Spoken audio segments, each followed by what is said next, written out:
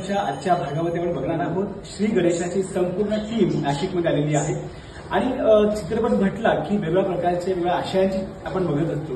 मात्र आता एक वेगळा म्हणजे तुमचा आणि आमचा जवळचा विषय आहे. खरं तर बाप आणि मुलगा हा विषय आपल्या प्रत्येकाच्या जवळचा असता तरी फार वेगळा विषय असतो आणि हाच विषय घेऊन त्याचा श्री गणेशा होतो आहे. तो सिनेमा 20 डिसेंबरला रिलीज होत आहे. त्याची संपूर्ण टीम आपल्यासोबत आहे. दिग्दर्शक आहेत, अभिनेता आहेत, अभिनेत्री सगळे आलेले आहेत. आपण त्याची सर गप्पा मारूया, पुढे विचारूया की काय नेमकं सिनेमाची गंमत आहे. नाही, पहिली गोष्ट तर की दगडूला केस होते, ती करायला अजिबातच केस नाहीये आणि गॉन केस आहे. ऍक्च्युली गॉन केस आहे, कारण त्याच्या बापानेच त्याला टाकलेला आहे आणि दगडूचं आणि त्याच्या बापाचं एक वेगळं इक्वेशन होतं आणि इथे एक वेगळंच इक्वेशन आहे. आणि त्यामुळे एक चॅलेंजिंग गोष्ट असते. एखाद्या कॅरेक्टरला तुम्ही एवढं प्रेम कर, छान तो दिसेल आणि इतकं छान ते लिखाणात पण आहे. म्हणजे काय म्हणूया की एक उद्धट मुलगा असतो आणि इनोसंट उद्धट मुलगा असतो. तर तो इनोसंट उद्धट मुलगा टिकले आहे. म्हणजे त्याच्या बापाबरोबर जे इक्वेशन आहे त्याचं, म्हणजे हिच्याबरोबर पण ही जेव्हा पहिल्यांदा ट्रेलरमध्ये पण आहे, ही जेव्हा लिफ्ट मागायला येते की मला लिफ्ट द्याल का, तर तो म्हणतो नाही, बाप म्हणतो हो. तर ते एकत्र येणं किंवा तो जो इनोसन्स आहे ना, तो ऍक्च्युअली रायटिंगमध्ये आम्ही हळूहळू तो परफॉर्मन्समध्ये आणलेला आहे आणि त्या लुकमध्ये पण आहे. सो त्याच्यामुळे जसं तुम्ही म्हणाला दगडू फेमस झालेला आहे जगभरात, तसंच टिकल्या पण व्हावा या गोष्टीची श्री गणेशा होईल असं मला वाटतं. नक्कीच होते. आणि शशांक सरांकडे मला यायला नक्कीच आवडेल. इकडे तुमच्या दोघांचं ट्रेलर बघता विनोदी काहीतरी तुम्हाला प्रत्येक सिरियस बघतो आम्ही की सरांना एकदम छान गंभीर भूमिका प्रत्येक करता तुम्ही आणि भावतो आम्हाला सगळ्यांना रोल सुद्धा. इथे थोडा विनोद पण दिसतो आहे आणि थोडं दोघांची गंमत जम्मत पण ती कशी आहे. सगळं क्रेडिट करतं दिग्दर्शकांचं आणि लेखकांचं आहे. त्याच्यामध्ये त्यांनी मला या पद्धतीच्या वेगळ्या रोलमध्ये बघितलं, त्याच्याबद्दल खरंच मनपूर्वक थँक्यू. आणि मला असं वाटतं ना की ती प्रवास आहे तो नात्याचा श्री गणेश असं सुद्धा म्हणता येईल. मुलाच्या तुसडेपणापासूनचा तो प्रवास सुरू आहे, तो गेले काही वर्षाचा. त्याचं रूपांतर प्रेमात होतं आहे पूर्ण, त्याचा तो जर्नी आहे आणि मग इंटरेस्टिंग प्रोसेस होती. टायमिंगचं तू आता जसं म्हणालस की तो विनोदी आहे या आहे, तर त्याच्यातल्या त्या गोष्टीचा तसा फारसा गंध नाही मला त्यामध्ये की कुठे हायलाईट केलं, म्हणजे काय पद्धतीने वर्क होतात गोष्टी, कुठल्या शब्दाच्या अगोदर थांबलं पाहिजे कुठला. तर या गोष्टींसाठी माझा गुरु हा होता आणि यांनी खूप साऱ्या गोष्टी मला अगदी मनापासून शिकवल्या न चिडता. मनपूर्वक धन्यवाद. तुमच्या दोघांचा असा काही किस्सा असा घडला की तो मेमोरेबल राहिला तुमच्या प्रवासात संपूर्ण त्या दोघांचा ते वेगळा रोज व्हायचा. खरं तर एक सॉलिड किस्सा आहे, तो प्रत्येक इंटरव्ह्यूमध्ये सांगितलं. आम्ही तर टेक आणि ऍक्शन बिक्शन आम्हीच म्हणायचो, ऍक्शन कट आम्हीच म्हणायचो. गाडीमध्ये असायचो, सर दुसऱ्या तिसऱ्या गाडीत असायचं आणि सर फक्त बघत असायचे. सरांना साऊंड यायचा पण आम्हीच ऍक्शन म्हणायचो. आम्ही चुकलो का म्हणायचो हे असं घेऊया ते तसं घेऊया, सगळं टेकमध्ये असेल. तर एकदा आमच्या गाडीच्या समोर असं कॅमेरा लावलेला असायचा, तर त्याच्यामुळे समोरून गाडी येते हे दिसायचं नाही आणि आमच्या समोर आमचीच गाडी असायची. तर त्याचा अंदाज घेऊन सरांचा डायलॉग, सरांच्या डायलॉगवर रिॲक्शन सगळं चालू असायचं. आणि मी एकदा असंच चालत होतो, घाटात वगैरे शूट होतं आमचं, आणि असा एक टर्न आला आणि टर्नमध्ये म्हणजे साधारण मृत्यू दिसतो ना आपल्याला, साधारण तसं मला झालं आणि अशा 2 बसेस झाप करणं अशा गेल्या आणि मला असं झालं आणि मी थांबलो टेकमध्ये. त्या टेकमध्ये पण असेल मला वाटतं रेकॉर्डिंगमध्ये की अरे नाही सर, मला कळतच नाही, मला आता काय करायचं, मला पुढचा डायलॉग काय मला काही कळतच नाही, काय दाबू आणि काय क्लच दाबू का ब्रेक दाबू काय कळतच नाही. तर 2 बसेस ना मला दिसल्याच नाही. तो तर सर म्हणाले 2 नव्हत्या 3 होत्या, म्हणजे तिसरी तर मला दिसलीच नव्हती. सो अशा काय म्हणूया मृत्यूला आम्ही टांग देऊन आम्ही जीव घेण्याचा हो जीव घे. आणि त्याच्यात सरांना गाडी म्हणजे अप्रतिम चालवता येते. वास्तवी आहे माझी गाडी. आणि विचार सिनेमात शूटिंगच्या आधी 8 दिवस मी गाडी शिकलो. माझा 4 व्हीलरशी काहीच संबंध नव्हता अर्थार्थे. आणि पहिला शॉट जो होता तो आमचा होता भीमाशंकरच्या घाटाला आहे, सगळ्या बाजूला झाडं समोर कॅमेरा लावलेला, कॅमेऱ्याच्या मध्ये ऊन जाऊ येऊ नये म्हणून बाजूने काय कपडा लावलेला आणि कॅमेरा जास्त हलू नये म्हणून त्याच्यावरती कॅमेरा आमचा गोरा कॅमेरा आणि सगळे जे चाललेलो होतं आम्ही घाटातून चाललेलो होतो याच्या हा, आणि त्याच्यात गाणं होतं आणि जे सिंग करायचं होतं असं म्हणजे विचार नका घाटात काम चालू होतं. म्हणजे एका ठिकाणी जेसीबी होते लावलेले आणि त्याच्या एका ठिकाणी माती उचलायची आणि असं फिरून दुसरीकडे जायचं. तरी एक शॉट मला नक्की आठवतोय, त्या बकेटच्या खालनं आम्ही गेलो होतो त्याच्या खालनं आमची गाडी गेली आणि एका ठराविक अंतरापर्यंत जायचं असायचं आणि त्या अंतरापर्यंत गेलं की मला गाडी बिडी वळवायचं धुरात व्हायचं.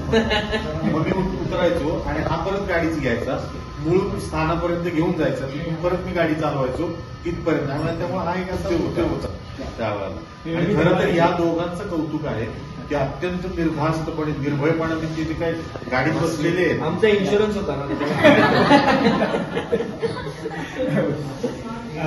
परत मला असं वाटतं की बऱ्याचदा गाडी खूप जास्त चांगली चालली असेल टेक आपले खूप होतात.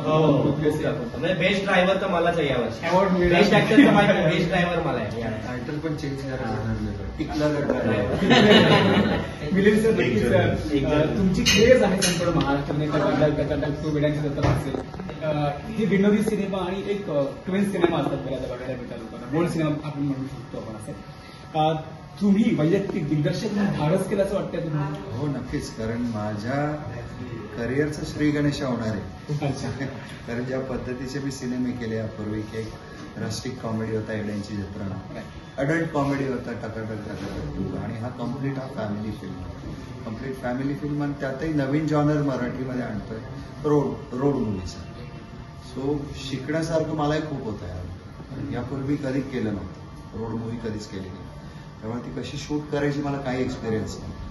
पहिल्या दिवशी कळालं आम्ही कोकणात तो मालवणमध्ये, आणि सगळ्यात मोठं शिवधनुष्य आम्ही पेललं पहिल्याच दिवशी, कारण ठरलं की पहिल्या दिवशी आपण क्लायमॅक्स शूट करू.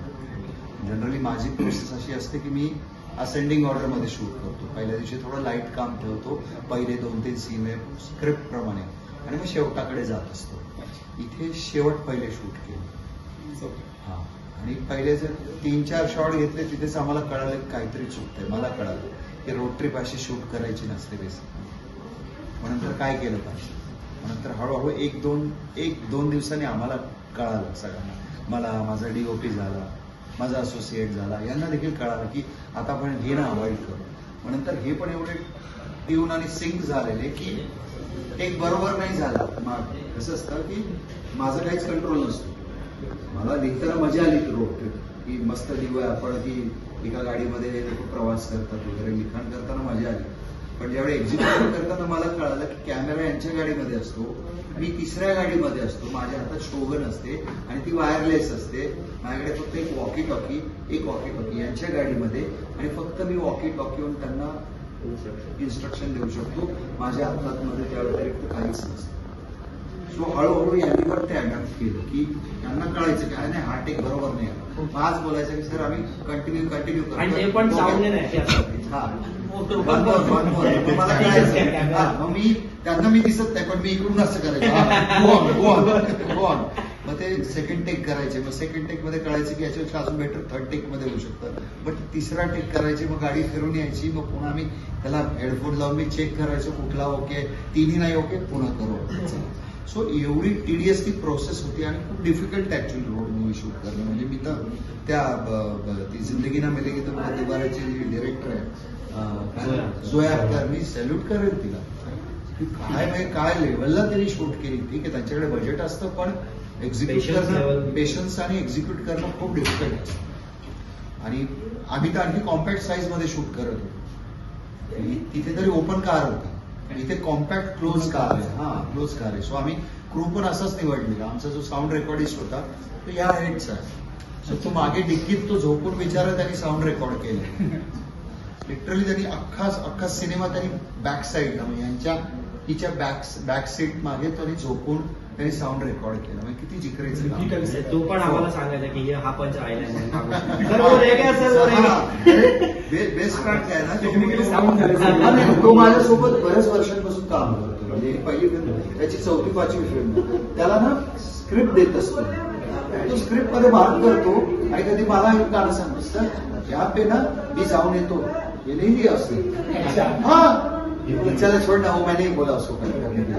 सो ते एवढे क्युरियस असतात ते की ये लाईन नाही लिहा, तुम्हाला सांगायचं आहे, ही इथे लाईन नाही घेतली, तिथे लाईन नाही घेतली, मग ते इम्प्रोव्हाइज केलं आणि इम्प्रोव्हाइज खूप करा. ते झालं. जसं श्री गणेशाला आपण धमाल रोड ट्रिपचा आणि फॅमिली एंटरटेनमेंटचा जोडला आहे, तसं आम्ही गरम तव्याला मी स्वतःच जोडलं होतं. गरम तवा आणि सगळ्यांना हवा हे मी जोडलेलं होतं. हे माझंच कन्सेप्ट होतं, म्हणजे माझीच आयडिया होती माइंडमधली, ते झाली. आणि हो, आणि मिलिंदजीकडे आम्ही आलो, त्यांना भेटलो, सगळं झालं, त्यांना स्टोरी पण दाखवली, सगळं झालं. ते काय त्यावरती रिॲक्ट केलं नाही त्यांनी, शांत होते. कदाचित त्यांच्या माइंडमध्ये काहीतरी वेगळं चालू असेल, मला माहीत नव्हतं.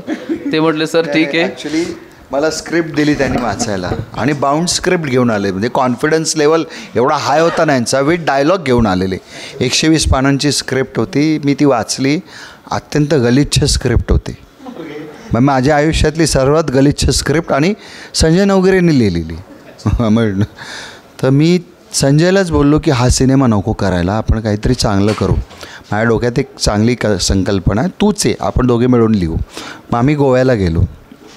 तिथे मी त्याला ब्रीफ केलं की असं असं असं असं आहे आणि हे पुण्यात असतात, मग यांना मुंबईतनं बोलवलं. तर यांचं असं एक्सपेक्टेशन की आता गरम तव्याला यांनी काहीतरी अजून बेटर केलं असेल.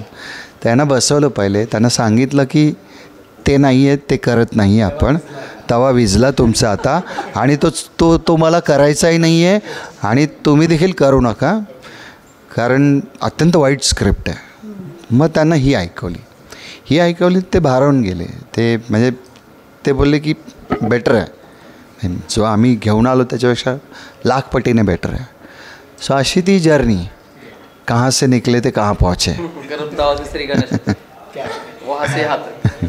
सिनेमामध्ये मेघाचा सुद्धा एक वेगळा छान अप्रॉच वेगळा रोल आपल्याला बघायला मिळतो. तुला तसं सगळं ओळखतं आपलं छान स्क्रीनवर तुला बघितलेलंच आहे. कसा वेगळा अनुभव होता ह्याच्यामध्ये? ॲक्च्युली खूपच वेगळा अनुभव होता. जेव्हा केव्हा कुणीही, मी सगळ्यांबद्दलच म्हणते, प्रेक्षक असू देत किंवा कॉमन घरातली माणसं असू देत, जेव्हा आपण पडद्यावर कोणाला बघतो तेव्हा आपल्याला नेहमी असं वाटतं की मी तिथे असावी. कोणालाही वाटू शकतं हे. आणि त्यात इतक्या मोठ्या सेलिब्रिटींसोबत काम करणं, त्यात नावाजलेल्या लोकांसोबत काम करणं हा खूप सुंदर अनुभव होता. त्या व्यतिरिक्त एक अशी गोष्ट मेन्शन करावीशी वाटेल की असं नाही आहे की जेव्हा आपण ऐकतो की मोठे कलाकार किंवा मोठे सेलिब्रिटीज यांचं वागणं बोलणं आपल्याला असं वाटतं की हे कसे वागतील, कसे बोलतील माहीत नाही, पण ह्या टीममधल्या एकाही कुणीच कधीही ॲटिट्यूड नावाची गोष्ट किंवा कधीही कोणतीही नेगेटिव्हिटी सेटवर पसरू दिली नाही. मिलिंद सरांनी त्याची जबाबदारी घेतलेली आय गेस. आणि त्यानंतर जर कोणी सिनियर असेल ह्या इंडस्ट्रीमध्ये तर शशांक सर आहेत, प्रथमेश आहेत, संजय सर आहेत. सो ह्या सगळ्यांनी जबाबदारी घेतलेली. सेटवर नेहमी पॉझिटिव्ह वातावरण असायचं. सकाळी जेव्हा आम्ही आमच्या दिवसाच्या शेड्यूलचा श्री गणेशा करायचो तेव्हा I remember Milind sir every day healing करायचं आणि सगळी पॉझिटिव्हिटी सेटवर व्हावी की दिवसाचं शेड्यूल पूर्ण व्यवस्थित जावं म्हणून करायचं. सकाळी जेव्हा शेड्यूल सुरू होईल तेव्हा कितीतरी वेळा, कारण मी नवीन आहे सो मला खूप रिहर्सल लागायची, तर हे दोघं कितीही वेळा मी विचारू देत तर तेवढ्या वेळा हे लोक तितक्याच प्रेमाने तितक्याच व्यवस्थित मला समजावून सांगायचे. त्यांनी खूप प्रयत्न केला आणि हे असं म्हणता येईल की हे एका आर्टिस्टचं पॉझिटिव्ह साईन असतं किंवा एक खूप मोठी गोष्ट असते की नवीन आर्टिस्टला सांभाळून घेणं आणि त्यांच्याकडूनही छान परफॉर्मन्स काढून घेणं ही खूप मोठी गोष्ट आहे. सो पाहिली ना तर प्रत्येकाने तिचं काम ॲप्रिशिएट केलं की मस्त काम केलं आहे तिने. आणि सिनेमात तिची पण बॅक स्टोरी आहे बेसिकली, तिच्या आयुष्यात काय घडलं याच्या आधी, ते मी आत्ता रिव्हील करत नाही, त्यासाठी सिनेमा पाहावा लागेल तुम्हाला. बघणारच आहे. मग शूट चालू असताना प्रथमेश आणि तुझं, कारण प्रथमेशला बघताना विनोदी असं एक लगेच 100% येऊन जातं, मग असं फार जोक्स व्हायचे आणि मग शूट व्हायचं असं काही होत असेल नक्कीच? जोक्सच व्हायचे, त्यात मध्ये मध्ये शूट व्हायचं. आणि हे असं ॲक्च्युली ना एक गोष्ट मला इथे आवर्जून सांगावं लागेल की ना जेव्हा सुरुवातीला मी ह्यांना भेटली तेव्हा प्रथमेश एक वेगळं व्यक्तिमत्व होतं, शशांक सर एक वेगळं व्यक्तिमत्व होतं. हार्डली 3-4 दिवसांनी हे दोघं गँग झाले आणि ते मिळून माझ्यावर गँगअप करत होते. त्यांच्यामध्ये इतका सार्कॅझम भरला आहे, इतके सार्कॅस्टिकली ते बोलतात आणि ते नाही कळून येत. मला ते समजायला खूप वेळ लागला. आणि आता हे असं आणि आता ते सार्कॅस्टिकली बसलेले असतील तरी दोघं इशाऱ्यांमध्ये काहीतरी बोलतात, which is actually a good sign. बाकी सगळ्यापेक्षा हे चांगलं आहे. सो हो, प्रथमेशचा हा जो स्वभाव आहे मस्करी करायचा वगैरे तो शशांक सरांनी अडॉप्ट केला आहे. शशांक सरांचा मिश्किलपणे मस्करी करायचा स्वभाव प्रथमेशने अडॉप्ट केला आहे. आणि ते एकाचे दोन झालेत. हो, आणि आय गेस मिलिंद सर पण अग्री करतील, हे दिवसेंदिवस वाढत चाललं आहे. आणि आता प्रमोशनला जस्ट सुरुवात झाली आहे. सो आता मे बी प्रमोशनच्या शेवटच्या दिवसापर्यंत अजून एक रोड ट्रिप आपलं शूट होईल. शुभेच्छा आणि तुम्हाला थँक्यू. महत्वाचा भाग म्हणजे प्रत्येक सिनेमा ऐक ना, एक सेकंद ऐक ना. एक ते मधुबालाचं जे आहे ना त्याच्या तेच मी आता ऑडियन्स सोबत त्याने एंड करून चालू केलं. शुभेच्छा दिल्या आधी, पण त्याच्यामध्ये एक महत्वाचं गाणं आहे मधुबाला. नावातच माधुरी आहे, नावातच थोडा एक छान गोडवा आहे त्याच्यामध्ये. सो एक आयटम सॉन्ग बघायला मिळणार आहे. मेघाने ते छान परफॉर्म केलेलं आहे. मानसी. मेघा झालं मानसी केलेलं आहे. दोघी शिंदे शिंदे आहे. शिंदे बोल. आणि शिंदेशाहीचं राज्य सगळीकडे चालू आहे. ओके. सो कसा अनुभव होता आयटम सॉन्ग केलास त्याच्यामध्ये? खूप चांगला अनुभव होता आणि मिलिंद सरांनी ऑपॉर्च्युनिटी दिली. मी बिहाइंड द कॅमेरा काम करणारी व्यक्ती आहे. मी असिस्टंट कोरिओग्राफर आहे. तर अशा म्हणजे बिहाइंड द कॅमेराच्या माणसाला अपॉर्च्युनिटी भेटणं खूप मोठी गोष्ट आहे. कारण आपण कंटिन्यू काम करत जातो. आपला जरी ध्येय वेगळा असला पण कधी कधी आपण भरकटून जातो की नाही आता हेच चालू दे. आणि मिलिंद सरांनी खूप वर्षापूर्वी मला प्रॉमिस केलेलं आणि त्यांनी ते लक्षात ठेवलं आणि ते कम्प्लीट केलं. याच्याबद्दल मी खूप थँकफुल आहे मिलिंद सरांची. आणि शूट करताना तर खूप मजा आली. इतकं पॉझिटिव्ह वातावरण होतं. पूर्ण सेटवर जी एनर्जी होती म्हणजे वाटलंच नाही की आपण खूप